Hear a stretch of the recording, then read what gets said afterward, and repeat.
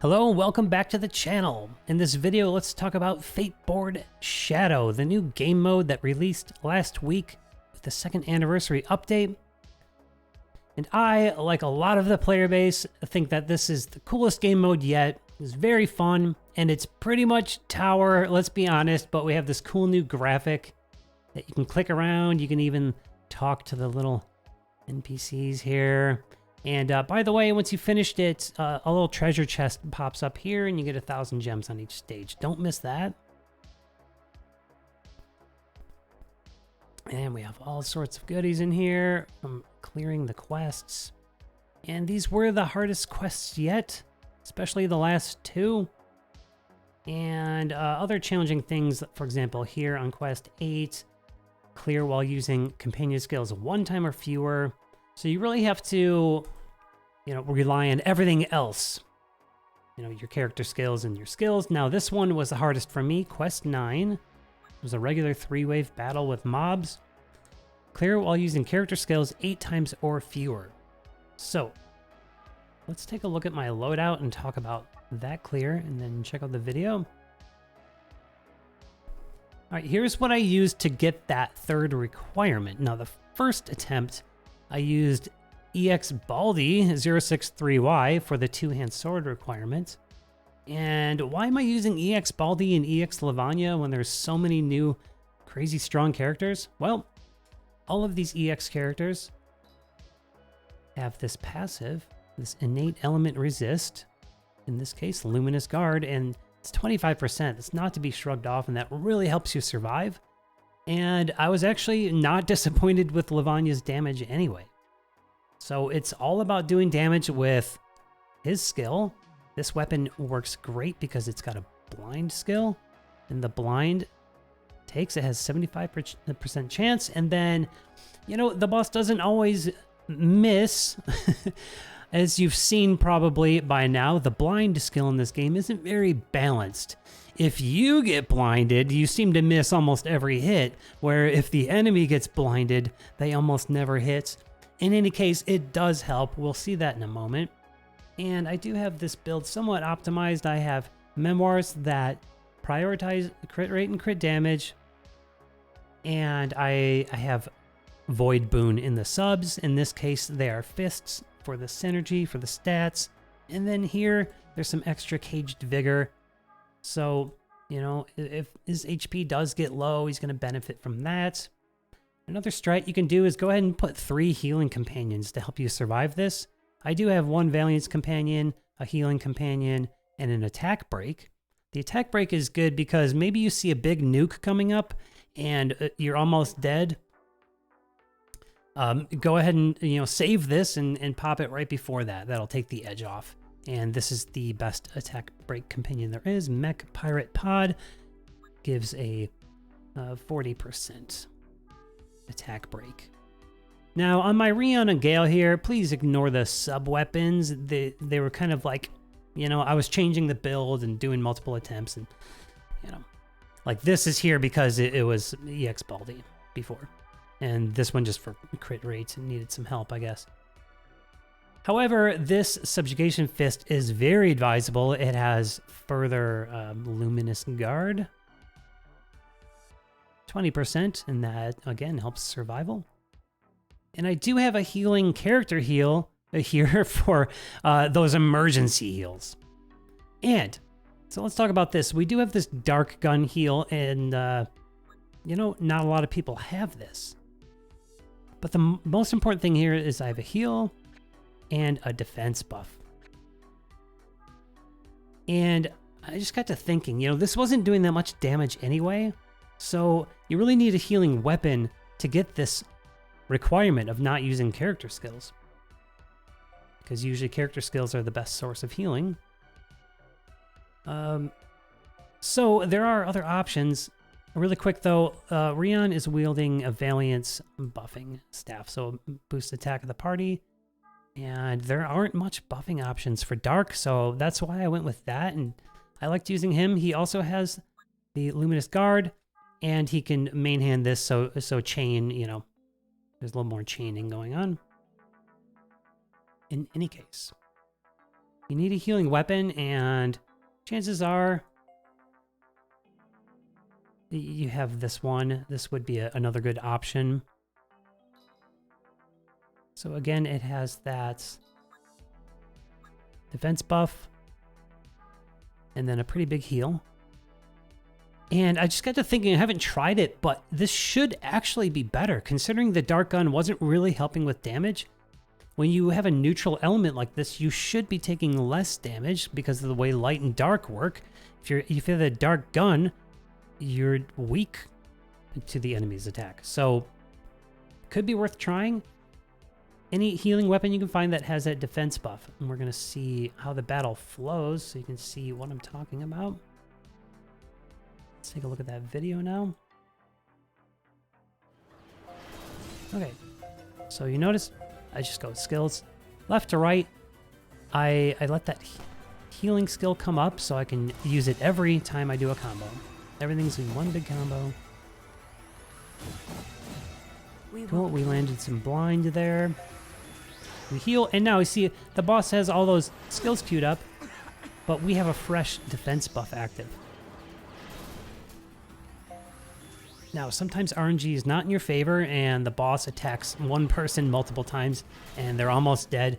That's where I use my emergency heal from the character skill, and then I just try to keep count throughout the battle how many times I used it, so that I can kind of save them up and use my damage ones at the very end. And look at that, I'm not disappointed with Lavagna's damage for this type of strat. This is not a speedrun DPS strat, right? Once again, I'm gonna go ahead and wait for that healing skill.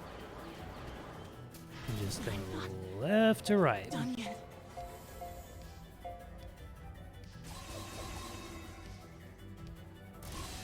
Usually the boss has some skills queued up by the end of it. And again, you have the fresh defense buff. Yeah, look at that. By the time it's done, 3 skills are coming at me. That helps me survive that. I also have an emergency heal up in the companions, and again, maybe you just bring 3 healing companions for this.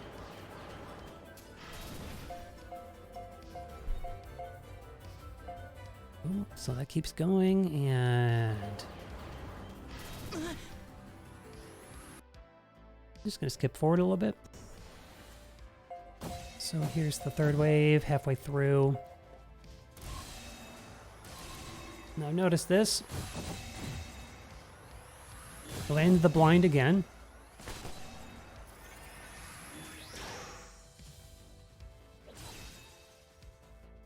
And look at that.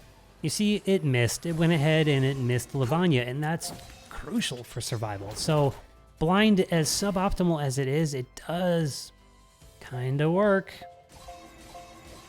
Anyway, I kept this up, kept it up. Let's go ahead and skip to the end here. And sometimes I panic and do things suboptimally. Here you see I forgot to use my Valiant's companion before what I thought was going to be my final combo, and I just have to clean it up here. Try to get it in before that big nuke is coming at me. But my HP is high.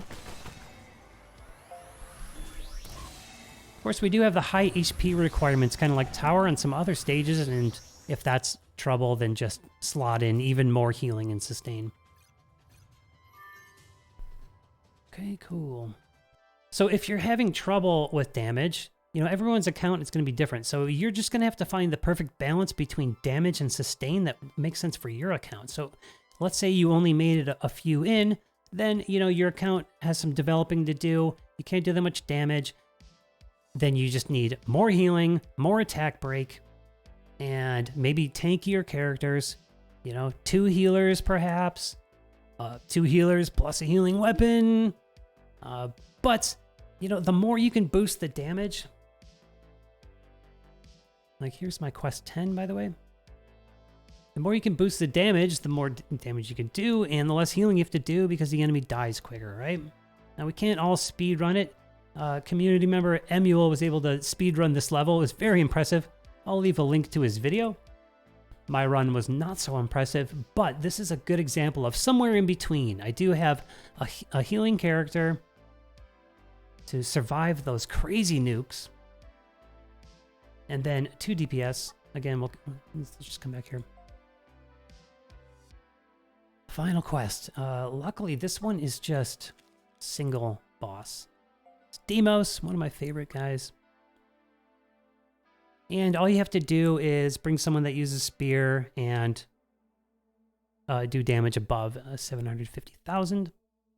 So surely you have some DPS characters that you grabbed off a nice limited banner. Maybe you even got the new Serafa, who's kind of MVP for damage here.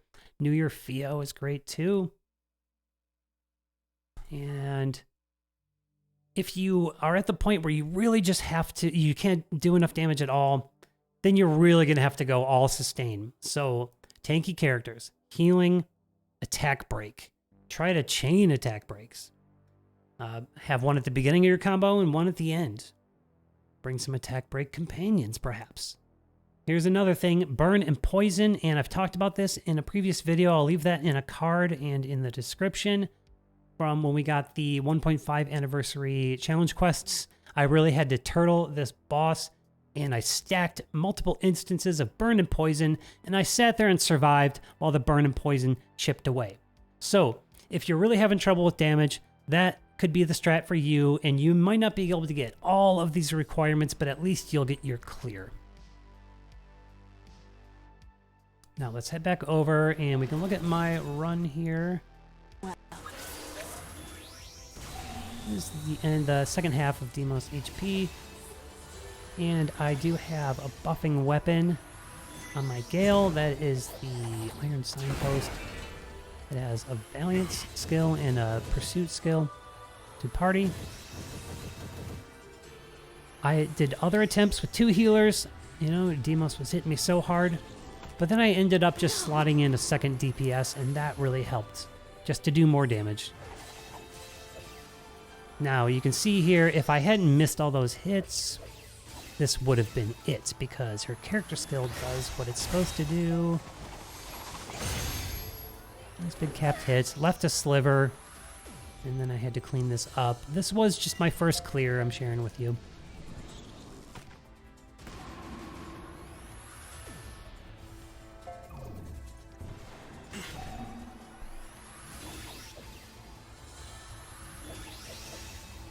We won't lose. And I'm almost dead, so I'm just like, let me get my skills up. So Theo's ready. Great, let's do this. Nuking through the blind again. Oh, Demos goes down.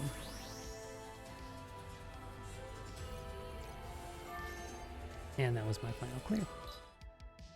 So one more quick look at that loadout, because I do see comments here and there on Reddit and such, people saying things like, I'm a day one player, but I still don't understand how to build. And there's some general rules of thumb here. So basically, for tower or high challenge quests or fate board, you can use mixed matched memoirs to just maximize your crit rate and damage. Video's actually not looking that good. Over here, I do have a party HP set because I am balancing sustain with damage here. Then your sub-weapons, Element Boon is the main thing you want to look for. So here you see I have Lucid Boon and other things like Pursuit, Bold Vigor, and Caged Vigor, depending on what element you're using. Pursuit on a light weapon is pretty rare. That's why I really like that one.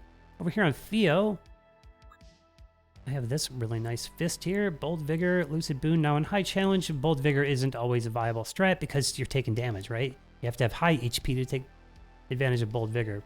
So Bold Vigor is more of like a subjugation strat if you can get someone to dodge the moose, you know? Keep that high HP. But I really liked this one because it has Lucid Boon and Toughness.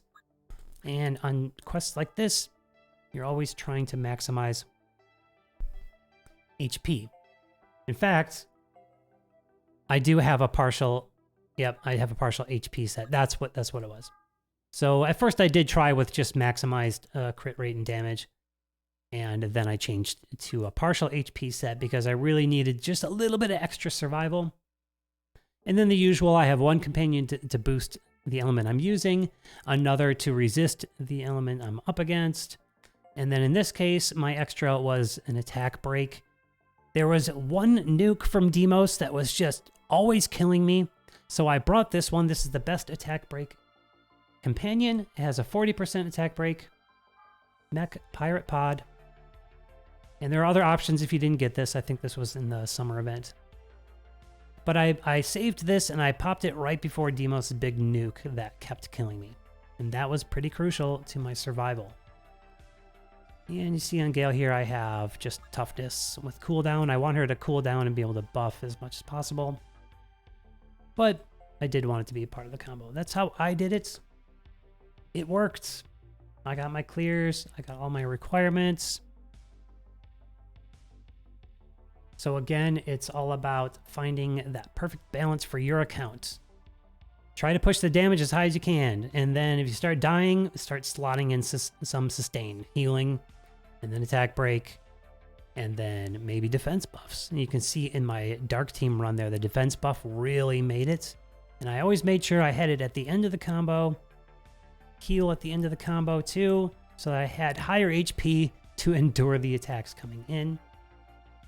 And once again, Fateboard, this was really fun, and I can't wait for the next installment of it. I don't know how frequently we're going to be getting it, but word around the community, it seems that everyone agrees this is the coolest game mode we've had. In any case, those are my thoughts on Fateboard. I hope this video helped you if you're struggling with it. There are 3 more days for you to go and get your clears. And that's it for this video. Thanks so much for watching. If you like what you see here, throw a like on the video and sub to the channel if you haven't yet. All that stuff helps me so much. It's much appreciated. I will see you in the next one.